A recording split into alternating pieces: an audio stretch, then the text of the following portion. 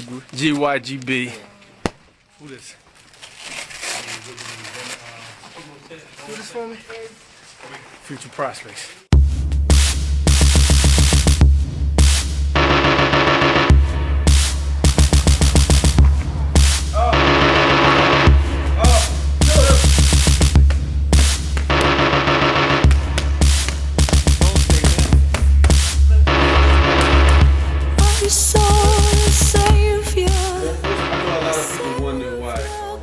Video when we didn't have a whole lot of coverage on the Mora Forrest card.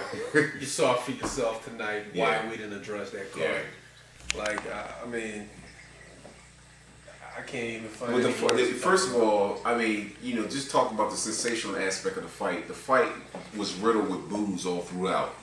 And, you know, between Sergio Mora's antics of like, you know, bouncing around in the ring, it just seemed like Forrest really couldn't find him with anything solid. He was pretty sharp for the first four rounds. He was pretty sharp for the first four rounds. I noticed Mora was a little tense. Like, you know, coming in, I was like, he's a little tight. He has the potential to get knocked out. He's not comfortable in the ring. Then he losing up, and you know, you brought it to my attention like around the fifth round. Our boy was like breathing through his mouth. He was breathing through his mouth. You could see the color of his mouthpiece, and I was like, you know what? He's gassed. 6 rounds into the fight, you started seeing Mora, you know, take advantage of his tiredness in the ring. Right. And granted, Mora is not a world-class fighter. He's 37 years old. You know, he's been away from the ring for a long time. People say he's got fresh legs, but that also plays I mean, a lot of his peak prime years was spent, you know, recovering from that shoulder injury. Right. So, like, we saw a fighter that been in some wars, still fresh, but time is finally catching up to him. 37 years old is not, even though we've seen a resurgence of a lot of boxers lately at 38, 39, just having their second win. 37 is still a pretty high age in boxing. So it is. And you know, he's fighting a guy, Morris, 20-something years old. He's very energetic. He's awkward, man. Like, he throws punches from weird ways, and he comes in and he tangles up. He's a very, very difficult fighter. Talk about my man from PR, Juan Lopez. He shocked the world. I called it. Everybody was talking about Ponce de Leon was going to knock him out, and he's too green. He came in, shocked the world. 1 round, 2 knockouts. You know what? Ponce de Leon actually came up with some really strong right hands. It seemed to. Well, the young boy got a beard. He seemed like he buzzed your man for a minute. He buzzed, but he shook it off, because that's a trait that a lot of punchers don't have. It seems like the lower your knockout ratio, the stronger your beard is. The higher your knockout ratio is, the bigger the possibility you might get knocked out in 1 round. That's a weird irony. You know, so the young boy shows you that he's got exceptional boxing skills. To me, and I'm gonna catch a lot of heat for this, and especially a lot of PR fans. At this point in his career, I think he's better than what Cotto was at that point. Wow, that's a really big statement that you're making. And I know I'm making a big statement. I've been tracking his career. Did Ponce de Leon get knocked out in his last fight? No. I'm sorry, he lost, right? No, he was the victim of a robbery in favor of him, in his favor. But I would like to see what the future brings for Juan Lopez now.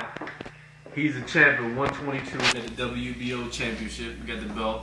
But you know, at 122, you got 2 thoroughbreds, Israel Vasquez and Rafael Marquez. Yeah. I don't know how soon we can expect to see him in a ring, but that'll be producing fireworks. So I have nothing but. You know, to be honest, I don't really want to see a Marquez Vasquez fight again. Man, you bugging, man. Kelly Pavlik. This was to me was just a setup for a Calzaghe showdown in the fall. It was like one of those, you know, you ever see Jurassic Park when they put that big goat, and they put that goat in the T-Rex cage?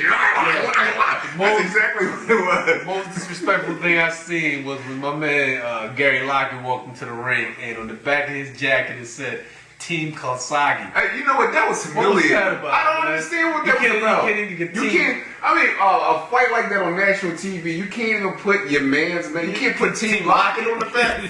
But you know what I like? He had the scowl. Didn't he come in with the scowl? But that's where his energy was. He had that German Hitler type scowl, boy. Like he looked like an extra, one of them German extras from Indiana Jones. He looked like he was about to pull a Luger out on Kelly. And you know what? The scowl alone had me a little convinced for like a second. I was But like, then he Kelly might do came something. in with the 1-2. Boom. What do you Boom, call boom. it? And we had our man, shout out to Coach Rodney. Yeah, Coach was here. We're going to be talking about that in the future, you know, the league that we all part of.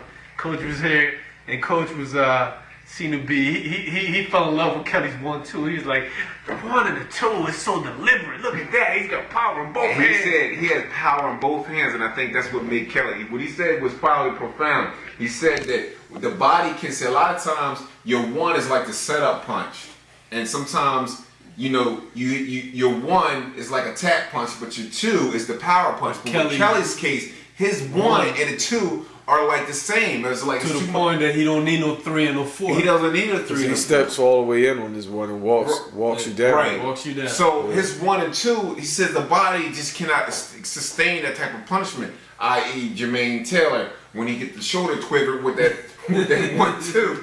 But I'm saying this: it's gonna be a different fight if he fights Calzaghe. Calzaghe, he looks good in front of a stationary target because the dude, Locke, no hand movement, wasn't slipping no right punches, in front of him, in and out, no lateral movement, right in front of him, and that plays well into the Kelly Pavlik style. But with a Calzaghe, good. I still think Calzaghe gets knocked out that fight. I don't think so, man. You want to see that because of what happened to Bihar. I do want to see Nah, it. I think Calzaghe will outclass him.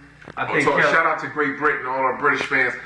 Big Mike go on record to say I think your boy Kelly Pavlik will probably catch up with Calzaghe. Shout out to, like my man Max Kellerman was saying, was it Jim Lampley? Shout out to blue collar, victim of Bush economy, Youngstown, Ohio. Love y'all boxing. My man Kelly Pavlik, he is hands down one of the best fighters we have in this generation in the middleweight. But I don't think he can beat Joe Calzaghe. Sleep was back. Yeah, this Joe Mansion Jersey, man. Fresh off the Gnarls Barkley concert. You know what I'm saying? I was out all day with the college students, but I came back with my GYGBs, the Big Daddy Kane. Asked the Jigger fans about Big Daddy Kane, don't know him. Game going show him. Shout out to Volleyball. But check it out. I know we ain't got a lot of time. I'm gonna comment on my man Pavlik fighting Calzaghe, and to be truthful, that'd be a very one-sided fight that would shock a lot of people. I think Calzaghe basically destroys Kelly Pavlik, basically because of the way the style of the fight that would take place. You got Calzaghe giving a lot of movement. There's a whole. He would frustrate Kelly a whole lot simply because if you notice during the Jermaine Taylor fight, when Jermaine gave him movement, gave him angles, Kelly wasn't able to find him in certain instances. But Calzaghe's movement, like the Pavlik fights, just made the order for him. It ain't too many tricks with Kelly. He's straightforward, very excellent, conventional fighter. But with Calzaghe, I think it's a very one-sided decision that actually it's not going to put people to sleep, but it's not going to be a lot of drama in their fight. You think so?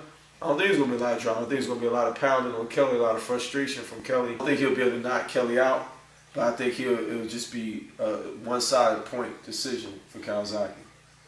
I mean, Bob Arum is really counting on Kelly to be like the new cash cow.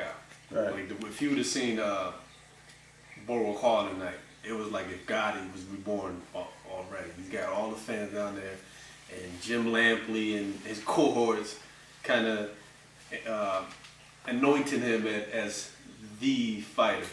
They don't need to put him in the ring with Calzaghe. I just don't. I think if he stays in his weight class. So in order for him to be the fighter that they want him to be, he should stay away from Calzaghe. Calzaghe is a tough matchup for him. I just don't think that style. That's just not a good style for him. So who's out there for him? Who's out there? Who you think Kelly Pavlik should be in the ring with next? I don't know, because everybody's floating around in their weight divisions. What about the German? What's his name? The dude Arthur Abraham. Yeah, which Arthur Abraham. I have mixed feelings. He's supposed to be fighting on the 21st on the Boxing Out the Dark card. Supposed to be fighting Miranda on a rematch. Right. Granted, they waited till Miranda was drained and couldn't really make 60 anymore instead of giving him a rematch 2 years ago after breaking his jaw. But anyway, that's neither here It's a nor good there. matchup for Kelly. I think he walks Arthur Abraham down and just obliterates him. Yeah, it's just that people don't understand about Calzaghe, and I know I picked Bernard over Calzaghe, and I had Bernard winning that fight. The thing about Calzaghe is just It's the awkwardness, it's the movement, and it's the fact that Calzaghe is a smart fighter. He's not gonna sit there and be there for the 1-2.